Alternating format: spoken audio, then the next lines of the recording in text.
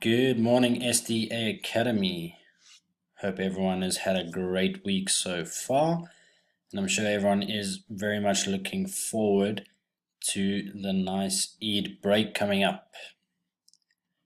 Just before that, let's get started on this week's work. Okay, so again, how it's going to work is we're going to have a quick recap. We've got our 3 questions for this week, which are: what endurance requirement does your sport have? Why can a combined training model help endurance? And what muscle types are best for endurance training? Okay, and then at the end, just give it a little homework, which you guys can do over the break if you need to, or just before the next session. Okay, so quick recap. Last week we spoke a lot about power. Okay, and we said what power requirements, does your sport have? So we needed to understand power first. So power is force times velocity, and force means strength and velocity means speed. So it's a combination between strength and speed. Okay, being able to produce maximal force in the shortest period of time. Okay, so you want to be able to produce as much strength as you can as quickly as you can. All right.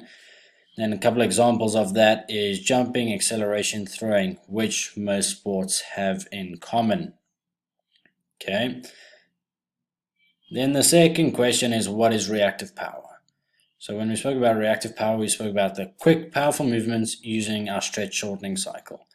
So if you remember, our stretch shortening cycle is how the muscle stretches and shortens, okay, and how it does that very, very quickly. So when you are jumping, as soon as you're about to take off, you stretch the muscles as much as you can, and as you jump up, you are shortening them. Okay, so the quicker that is, the more powerful you will be. Then you have your explosive power, and this one is being able to produce maximal force in the shortest period of time. Okay. Again, we looked at some sporting demonstrations as getting, especially if it was like a rugby tackle, you're getting to the person as quickly as possible, nice and explosive. With netball, we looked at jumping to get the rebound, okay, or just jumping for the ball, making sure that you get it before the other person does.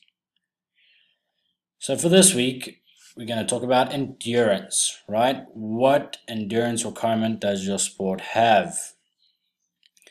So what is endurance training?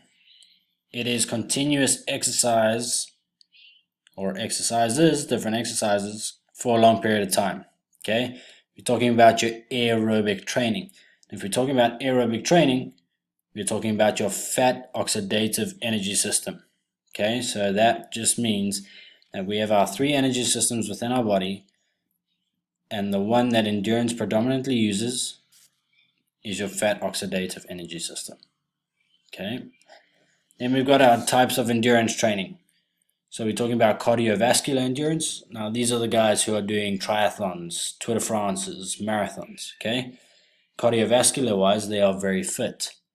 Okay, so the way that their lungs, their heart work in conjunction with sending blood, nutrients, and oxygen to the muscles is the understanding of what pure endurance training is. Okay, so they're working in conjunction with one another, as well as your fat oxidative system, to be able to train continuously for a long period of time.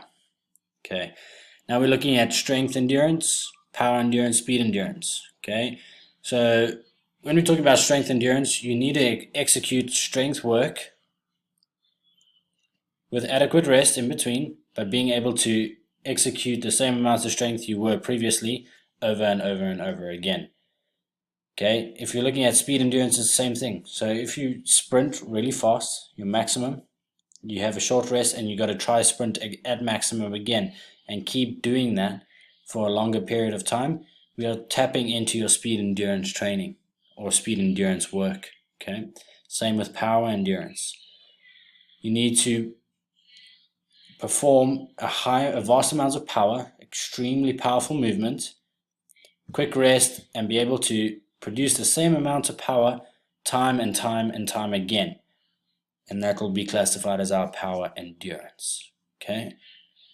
So again, if you are based in any one of these sports, you will have some type of endurance requirement for your sport. Okay, whether it be cardiovascular, strength, power, or speed. Now we're going to look at why can a combined training program improve your endurance. Okay, so when we're talking about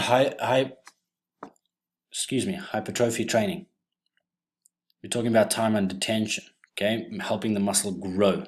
Okay, the muscle can grow in more than one way.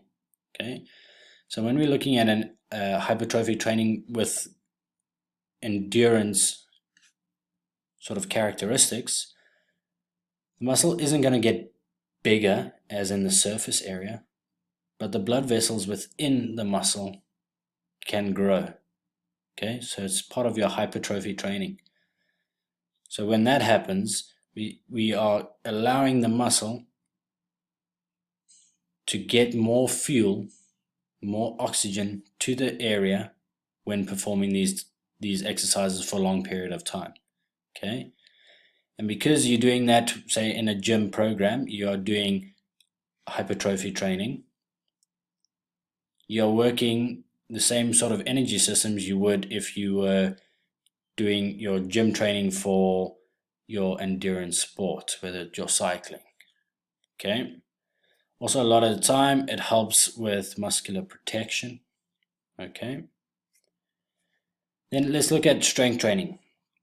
So a lot of time, just because of our nature or the different sports that we partake in, we'll have muscular imbalances within our bodies. Now, when you have muscular imbalances, you need to strengthen the other side, or you need to strengthen the imbalance. And that, in short, if you strengthen your imbalances, that will help you develop your strength over time. And that will help you develop your sport over time. Okay? Because you are getting rid of the imbalance, you being more balanced, which means you're being more efficient. If you're being more efficient, that means you will be able to do your exercise for a prolonged period of time. At the same time, it helps withstand a lot of force, okay, depending on your sport that you do. And another one we have to look at is our plyometric training. Okay, so our different types of jumps, our different types of throws. So especially when we're looking at running-based sport, if you're running for a prolonged period of time, step after step after step, like a marathon, okay, there's a lot of impact that goes into your ankles, your knees, and your hips.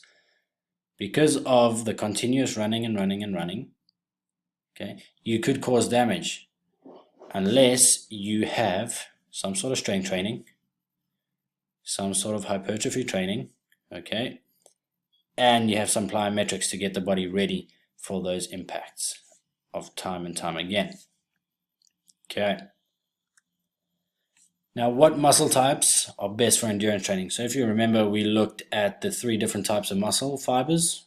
Okay. So the more white fibers we have, the faster or the more explosive fast twitch muscle fibers we'll have. Okay. Then we've got the type 2A, which is a little bit of a combination between the two. Okay. Then predominantly when it comes to endurance athletes, they are made up of, their muscle fibers are more red muscle fibers. Okay. So as you can see, there are more red cells than there are the white cells.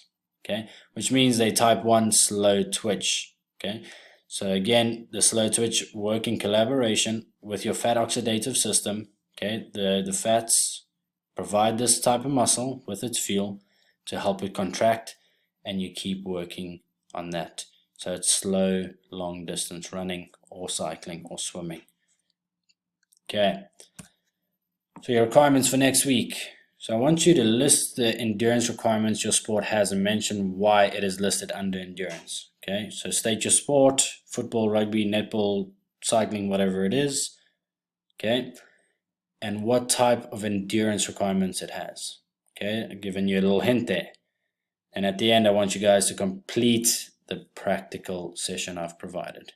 Okay, hope you guys have a great Eid break, and I look forward to seeing the work that you have at the end of it.